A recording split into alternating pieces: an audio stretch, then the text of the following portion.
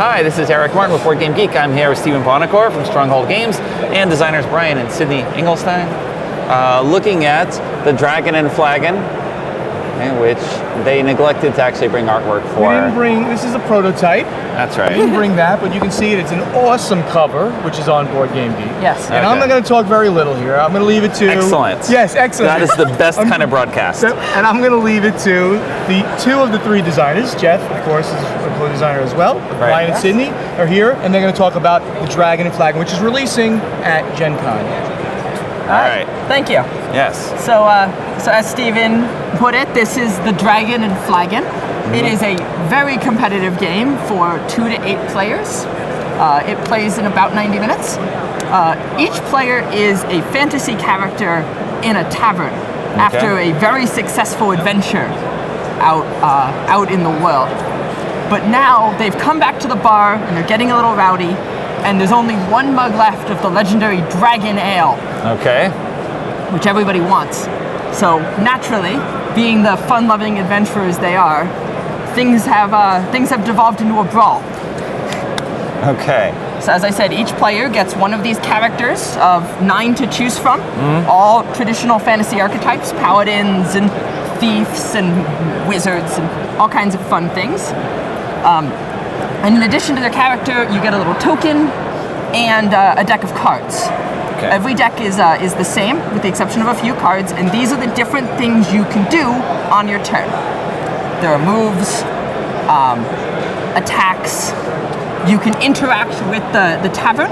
These are, of course, not all final pieces at the moment. Right. However, it's all final artwork. It's all final artwork. Just print it out and put on a fake board. And the tavern will be completely three-dimensional. There'll be punch board tables of different sizes. There are barrels that are going to be wood. Chairs are going to be wood. Mugs are going to be wood. And of course, you're going to be throwing mugs at people, rolling barrels. So you can throw mugs, jumping on tables, swing on chandeliers and kick people, swing on the rafters and kick people in the head. Lots of fun things you can do. Okay. How do we go about doing that? So on your turn, if you notice around, would you like to take it? On your turn, everybody has, as Brian said earlier, a deck of cards, most of which are the same, but a few of which are unique to your character. And you can lay them down, face down, which shows what you're going to do. So you have what you're going to do next and what you're going to do right after that. It is a plotted movement. A plotted movement. Right. So when it comes to your turn, you will lay down a new card that you're going to do next and turn up the card you have up now and do the move on the board. So since you have to plot a card in advance, there's a little bit of, oh, I stabbed you because you were right there, but now you're not there anymore and I fall on my face kind of action, which is, can generally lead to hilarity, but usually it works out. Yes. So you would take your character and do the movement, and then We you can, move your time counter up lay out some of these cards the here. amount of time that it takes. And when the time counter comes back to you, that's when you get to do another move. each move takes a different amount of Yeah, time. so you can see on the cards, each card has how much time it takes, what it can do, and who it affects. Okay. So pulling the rug, of course, will knock down people who are on that rug. The goal of the game is to collect the most renown, is to be the most famed and feared person in the tavern. And so everybody starts with 20 renown, and Every move takes renown. any combat maneuver, anything you hit somebody else with, takes their renown, steals it from them. Okay. And so if you're out of renown, you can't get your renown stolen because there's no renown in beating up on someone who's battered in the corner. Okay. So play goes around through the turns.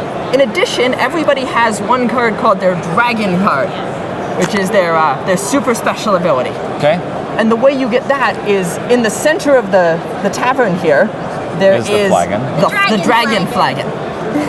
Which is lovely. And if you can pick this up, like you pick up chairs and mugs and other things, you gain access to your special ability to use once. You are drinking from the Dragon Flagon. The Dragon Ale. Yes, you are invigorated. And magically powered. And those do all kinds of crazy effects. Okay.